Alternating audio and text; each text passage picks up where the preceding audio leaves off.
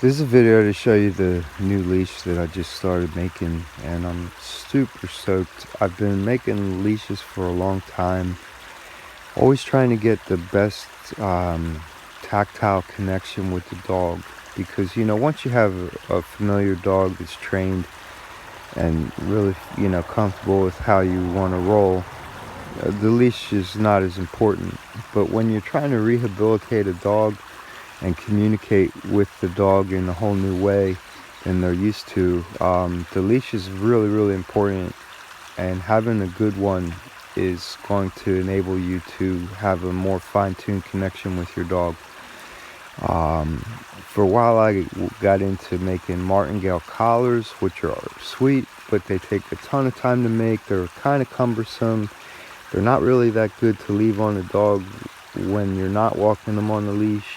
And it just seemed like a whole big unnecessary link in the equation. Some of the dogs I walk are really small, and just the actual weight of a hook on a dog leash is kind of a little bit of a strain on their neck. So I've always been kind of looking for different solutions. I used different kinds of slip leads. I made different kinds of slip leads.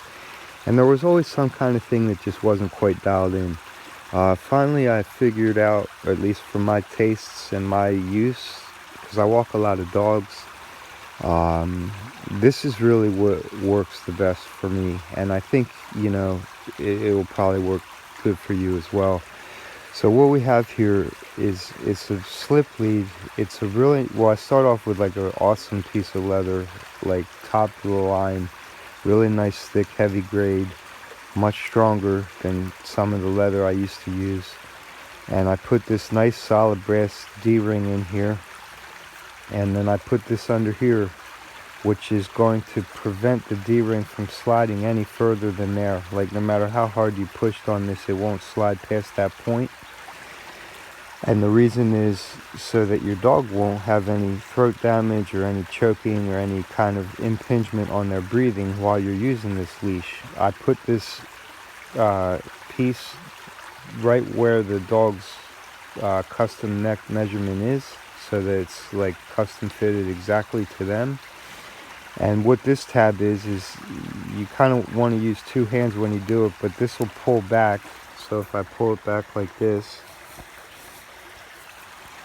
that'll pull back, and that gives the D-ring more of a free slide ability. So you slide this over the dog's head, put the D-ring down right up to, so it just hugs their neck nice and snug right up behind their ears, but it won't cinch any further than that. So it's not a choke chain. So when you apply pressure on the leash, you're not worrying about the leash constricting and causing any kind of tension on the dog's throat. It's just a nice stable connection, so that when you apply some lateral movement, the dog feels it, but it doesn't squeeze the dog's neck.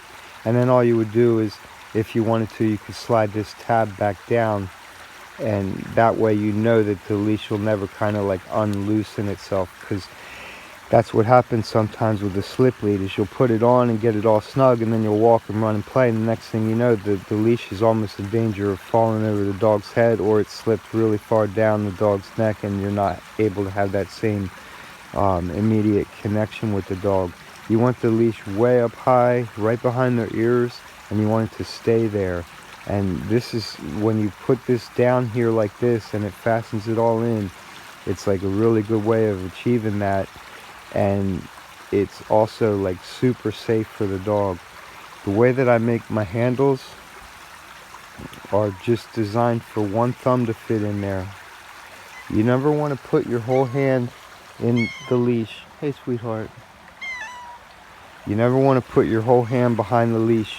Okay, that's why I make it so you can't even fit your hand in there. You want to get in the habit of holding the leash with your thumb and then securing it with your hand. And when you do that, you can create a handle anywhere along the leash, and you can slide it down. Hey, sweetie. You can slide it down the leash, and it'll give you full control no matter where you are on that leash. And that's one of the cool habits, is when you get the muscle memory down for just every time you pick up the leash, you just hold it like that. Then you can pick up anything, a piece of rope, anything, and hold it like this. and you have really good control, and you can slide down the leash like this and get a handle further down without even having to look at what you're doing. So it's really cool. So anybody that comes to me for in-person training is going to get one of these for me for free, custom fitted to their dog. And I also make them and offer them available for sale in limited quantities. When you're dealing with natural hides and substances like this, there's a constant turnover variation. So right now I have this beautiful, amazing hide. There's going to be a few leashes that I'm going to be able to get out of that, and then the next batch will be something else. So these are awesome, and they're called the Honna Lead, and here's why they're called that. Honna is basically a word that means a few different things depending on the original language that you are, referencing. In Hebrew, it means variations of the word grace or graciousness, which is a beautiful quality to have when you're trying to help a dog.